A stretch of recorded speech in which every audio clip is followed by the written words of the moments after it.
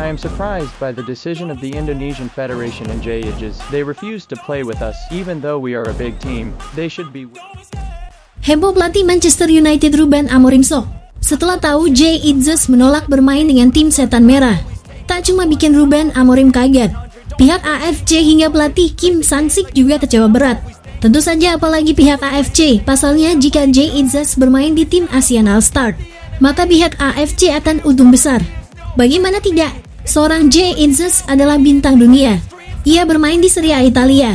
Jika JIJs bermain di tim ASEAN All-Star, sudah jelas bisa dilihat AFC akan untung besar. Seperti kita tahu, jutaan fans Indonesia akan menonton laga ASEAN All-Star versus Manchester United.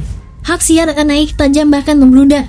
Namun sayang PSSI tidak mengizinkan JIJs bermain di tim ASEAN All-Star. Dan itulah mengapa pihak AFC murka kepada Indonesia. Ya, alasannya karena mereka gagal untung besar dengan nama bintang seorang JIJs.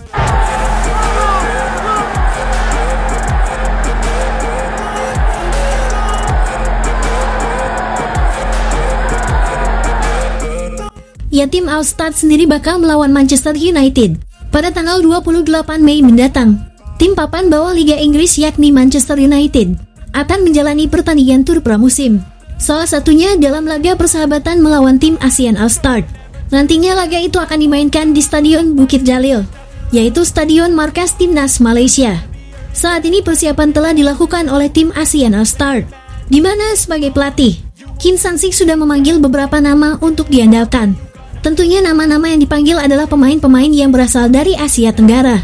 Sayangnya dalam pemanggilan tersebut ada kontroversi terjadi. Kontroversi yang dimaksud adalah soal pemanggilan pemain Indonesia. Padahal di waktu yang hampir berdekatan, tim Garuda juga akan bermain melawan Cina dan Jepang.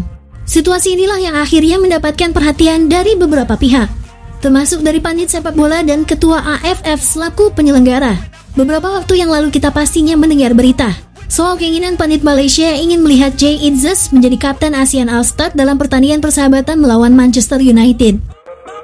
Center back pertama kita nak bariskan daripada Indonesia. Siapa lagi kalau bukan kapten dia, yang juga sekarang ni kapten Venezia ni sekarang ni, JIJs, Genoa. Sebuah keinginan yang sah saja, karena Bang J memang pantas mendapatkan tugas tersebut. Hal ini bisa dilihat dari gaya kepemimpinannya di lapangan, entah saat bersama Venezia maupun timnas Indonesia. Sayangnya keinginan dari pandit Malaysia justru mendapatkan pertentangan dari fans Garuda. Banyak yang tidak setuju, ya termasuk admin sendiri. Ya, memang yang dilawan adalah sekelas tim Setan Merah. Tim ini memiliki nama besar di Liga Inggris. Manchester United juga memiliki pemain-pemain bintang di dalamnya. Apalagi tim ini juga pernah dibela oleh Cristiano Ronaldo. Namun bukan itu masalahnya. Jika JIJs atau pemain inti lainnya diturunkan di tim ASEAN All-Star, maka risikonya sangat besar. Bagaimana kalau pemain inti kita cedera, hingga menyebabkan absen melawan Cina dan Jepang? Dan itulah mengapa Erick Thohir enggan memberi izin kepada JIJs untuk bermain di tim ASEAN All-Star. Apalagi pastinya, lebih penting mengutamakan membela timnas dibandingkan melawan Manchester United. Kepentingan yang dimaksud adalah bermain membela timnas Indonesia di lanjutan kualifikasi Piala Dunia. Kebetulan jadwalnya juga sangat dekat dan cuma berjarak 1 minggu saja. Sehingga dibanding ikut melawan Setan Merah, JIJs lebih baik fokus kepada timnas Indonesia. Pada akhirnya Erick Thohir mengirim perwakilan, yaitu mengirim Asnawi Mangku Alam dan Muhammad Ferrari. Ya, meski dikritik oleh fans-fans dari tim-tim ASEAN karena dianggap belagu oleh menurut mereka, tapi yang menurut admin bodoh amat. Daripada pemain inti kita cedera, tentu kita akan rugi besar. Syukur-syukur mengirim Asnawi sama Ferrari. Itu juga masih ngoceh-ngoceh. Gimana kalau tidak mengirim perwakilan buat tim ASEAN All-Star? The most important thing is your support.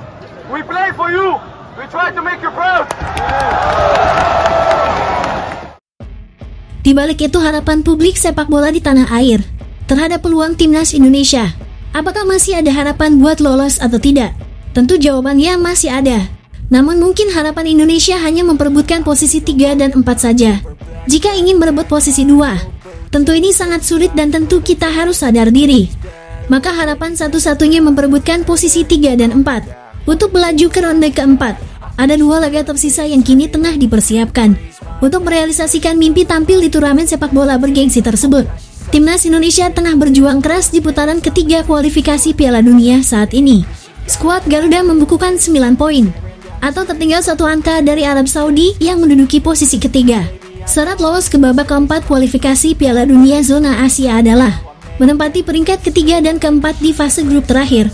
Artinya tim besutan Patrick Kluivert perlu memaksimalkan laga untuk mengamankan poin.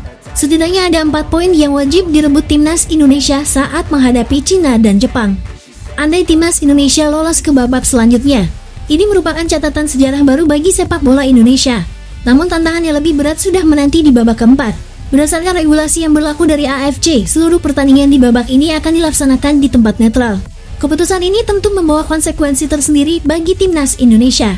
Pemain di tempat netral tentu menghilangkan keuntungan dukungan supporter fanatik, yang selama ini menjadi salah satu kekuatan Timnas Indonesia di kandang sendiri. Atmosfer SUGBK yang selalu membakar semangat para pemain Timnas Indonesia tidak akan dirasakan secara langsung. Babak keempat kualifikasi diprediksi akan semakin sengit. Melihat persaingan sengit di fase grup babak ketiga, Timnas Indonesia kemungkinan akan berhadapan dengan tim-tim dari Timur Tengah yang sama-sama berambisi untuk mengamankan tiket ke Piala Dunia 2026.